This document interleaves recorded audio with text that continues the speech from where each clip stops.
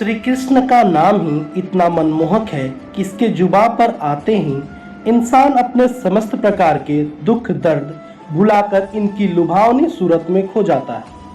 अगर हिंदू धर्म के ग्रंथों की बात करें तो इसमें इनके स्वरूप का किया वर्णन उपरोक्त लिखी बात का बहुत अच्छे से प्रमाण देती है। यही कारण है बचपन से ही श्री कृष्ण सबके प्रिय थे।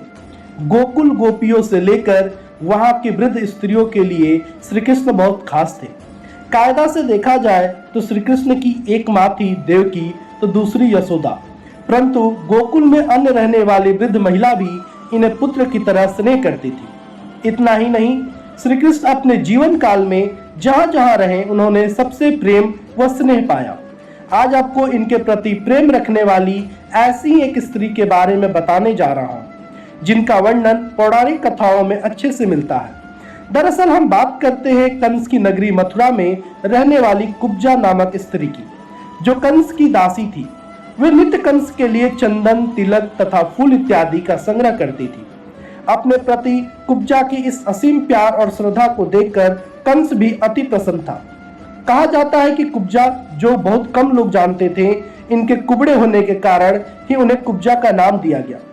पौराणिक कथाओं के अनुसार कंस के वध के दौरान श्री कृष्ण की कुब्जा से मुलाकात हुई थी, जिसके बाद उनके यानी कुब्जा के साथ उनकी प्रेम क्रीड़ाएं शुरू हुई। आइए जानते हैं संपूर्ण कथा के बारे में।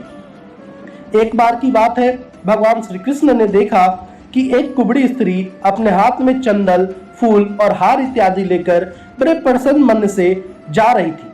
तब श्री कृष्ण ने उनसे प्रश्न किया, ये चंदन व हार फूल लेकर इतना इठराते हुए आप कहाँ जा रही हैं और आप कौन हैं? तो कुब्जा ने श्री कृष्ण के प्रश्न का उत्तर देते हुए कहा, मैं कंस की दासी हूँ। मेरे कुबड़ी होने के कारण सब मुझे कुब्जा कहते हैं। मैं ये चंदन, फूल, हार आदि लेकर अपने महाराज कंस के पास जा रही हूँ। मैं नियमित रूप से ऐसा करती हूँ और उन्हें ये सारी सामग्री प्रदान करती हूँ, जिससे वे अपना श्रृंगार आदि करते हैं।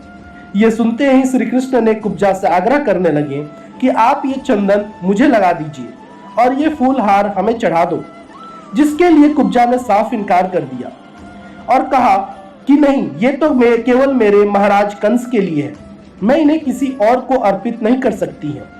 कथाओं में किए गए वर्णन के अनुसार जो लोग आसपास खड़े होकर एकत्रित होकर ये संवाद देख सुन रहे थे, वे सब मन ही मन सोच रहे थे कि ये कुब्जा कितनी जाहिल गवार है। साक्षात भगवान उसके सामने खड़े हैं और वे उनके आग्रह को ठुकरा रही है। वहां मौजूद सभी लोग कुब्जा के बारे में सोच रहे थे कि वे इतना भाग्यशाली अवसर अपने हाथ से गवा रही है।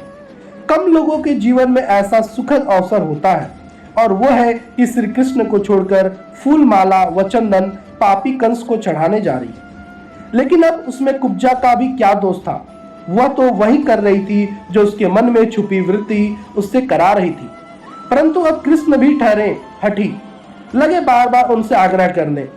अतः वो कुब्जा को मनाने में कामयाब हो गए और कुब्जा उनका श्रृंगार करने के लिए तैयार हो गई। किंतु क्योंकि वो कुबड़ी थी, इसलिए वे प्रभु के माथे पर तिलक नहीं लगा पा रही थी। कुब्जा की इस व्यथा को देख श्री कृष्ण ने उसके पैरों के दोनों पंजों को अपने पैरों से दबाकर हाथ ऊपर उठाकर थोड़ी को ऊपर उठाया तो कुब्जा का कुबड़पन ठीक हो गया, जिसके बाद कुब्जा श्री कृष्ण के माथे पर तिलक लगाने में सफल हुई। कुब्जा के बहुत आमंत्रित करने पर कृष्ण ने उसके घर जाने का वचन देकर उसे विदा किया। कहा जाता है कालांतर में कृष्ण ने उद्धव के साथ कुब्जा का आतिथ्य स्वीकार किया। इतना ही नहीं, श्री कृष्ण ने कुब्जा के साथ प्रेम क्रीड़ाएं भी की। कुब्जा ने श्री कृष्ण से ये वर भी मांगा कि ये चिरकाल तक उसके साथ वैसे ही प्रेम क्रीड़ा करते रहे। बोलो जय श्री कृष्ण।